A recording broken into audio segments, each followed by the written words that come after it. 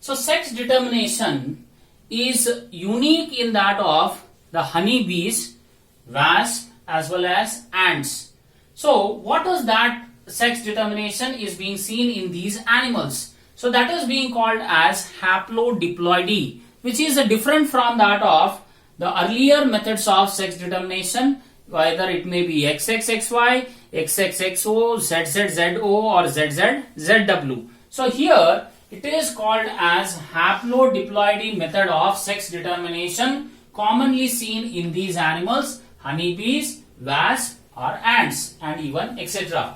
So what happens here? Why it is being called as haplodiploidy? So what happens here is, here in the honeybees, if you look after, honeybees are being categorized into three categories in their in their family. So honeybee, or it may be wasp or ants, so these are said to be the social insects. So in honeybees there is presence of the queen, okay, thereafter is the drone, and the last one are the workers. So three categories are there in that of the honeybee. So queen is said to be a fertile female.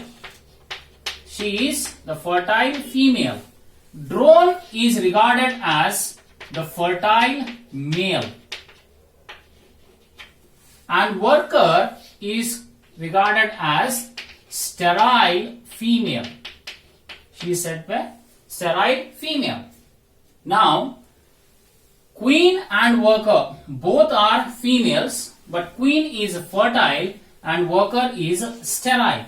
Why it is so? So that we'll discuss in the later aspects of the haplodiploidy type of sex determination. So it is that the drones which are present, so these drones are said to be the fertile males. Now, queen, she has a main function, that is reproduction, whereas drones are involved in that of the reproduction, but apart from that they are meant for guarding the colony, and workers are meant for working, that is basically they are meant for bringing up the nectar, okay, and feeding the young ones. Now the queen, the female, produces, okay, a gamete, and this gamete, okay, that is ova, so will have 32 chromosomes, whereas the male will produce the sperm, and this sperm will have 16 chromosomes. Okay, so how the fertilization occurs between a haploid gamete with that of a diploid gamete? How it is possible? Because in the earlier examples, if you look after, both of the male as well as females have equal number of the chromosomes, so thereby there is no problem in that of the fusion of the male and female gametes. But here in the honeybees, what actually happens is, drones will have the sperms which will have haploid set of chromosomes, and female which produces the ova has diploid set of chromosomes. Now how this male and female gametes will fertilize? So what happens is, this female gamete which has 32 chromosomes or diploid set, okay, that is 2n, I will write here, and this is said to be the haploid. So this female gamete undergoes meiosis, okay, it undergoes meiosis, and thereby it produces the gamete which will have the haploid set of the chromosomes. And meanwhile, the male gamete undergoes mitosis. That is the difference here. Female gamete is undergoing meiosis, whereas the male gamete, the sperm, is undergoing mitosis. So when the mitosis occurs, so the sperm will retain that haploid set of chromosome. Okay, so now you can see that both male and female gametes are having equal set of the chromosomes. Now this male chromosome will fuse with that of the female chromosome and result in the formation of the zygote, which will be diploid, which means it has 32 chromosomes in it. Now here when an zygote or an individual bears 32 chromosomes, then this is definitely said to be a female. It is said to be female. So female is born. So this female can be a queen or it can be even a worker. Now how the queen becomes fertile and worker becomes a sterile? So that we'll discuss. Now this female which is being born, okay, based upon its nourishment, it will become either fertile or it will become sterile. Now one common thing that this young one, if it is being fed with the nectar, okay, if it is being fed with that of the nectar, then this larvae will become a worker and it will become sterile. If the larvae which is being formed here, if it is being fed with that of the nectar, flower nectar, then it will become a worker which is generally sterile. And in the colony, if the queen is absent, at that time this particular egg, okay, will be fed with that of the royal jelly. That particular egg, okay, will be fed with that of a royal jelly, and this royal jelly will be secreted by the hypopharyngeal glands of the worker, okay, hypopharyngeal glands of the worker. So there is the secretion of a royal jelly, and this royal jelly consists of a protein that is called as rhyolactin. So when the larvae gets fed with that of the royal jelly, so that larvae will become a queen. It will become a queen. If the larvae, if it is fed with a normal nectar, it will become worker, which will be sterile. And if the larvae is fed with the royal jelly, which is rich with the protein rhyolactin, so that will become a fertile female. So this is how the females, the sterile or fertile females are born. Now, what about the drones? How the drones are being born? How the males are being formed? So the males or the drones are formed by a process that is called as Parthenogenesis. It is called as Parthenogenesis. And Parthenogenesis here refers to development of an individual, okay, without fertilization. Means the young one will be formed without the fertilization process. Then that process is called as Parthenogenesis. So in the honeybees, the Parthenogenesis is called as Arhenotochus Parthenogenesis, or it is called as Arhenotochy. It is called as Arhenotochy. It is in the honeybee. So by the process of Parthenogenesis, the unfertilized egg will become male and fertilized egg will become female. Okay. Now the concept is very clear here that, for example, if this is a beehive, okay, I will just draw the beehive here. So something like this.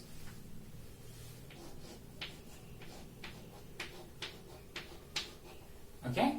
Now the chambers in that of the beehive, these are empty chambers. So now the queen, okay, she wants to increase the number of the honeybees in that of the colony. So during this nuptial flight, the queen will release that pheromone to attract that of the males. Okay, so here drones are the fertile males and the queen is able to reproduce because she is fertile.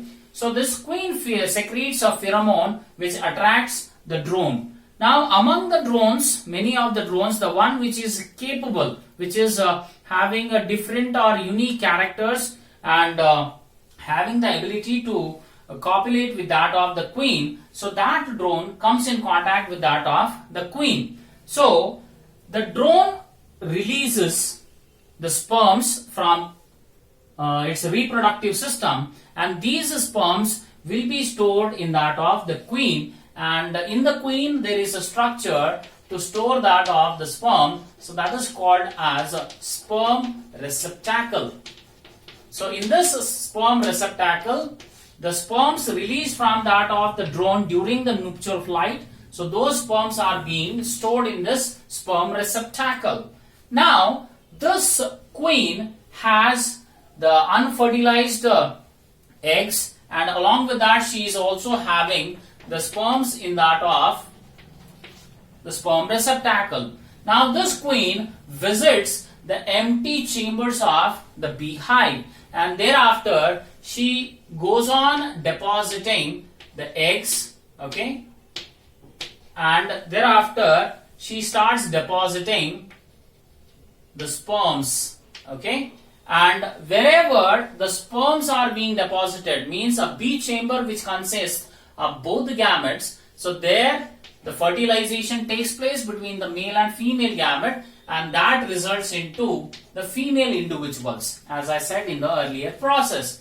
And the eggs which do not receive the sperm, so those will become the drones by the process called as parthenogenesis or Arhenotochus parthenogenesis. So males are being produced due to parthenogenesis, and females are produced by the process of fertilization.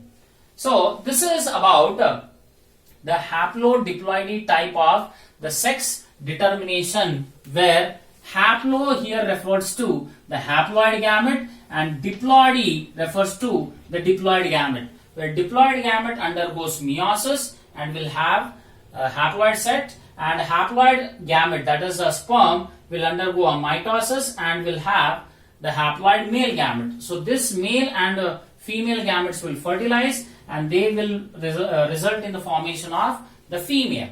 Okay, so this is how the sex determination is being seen in that of the honeybees, wasps as well as ants. And very interesting thing about the honeybees is, in the honeybees, okay, in the honeybees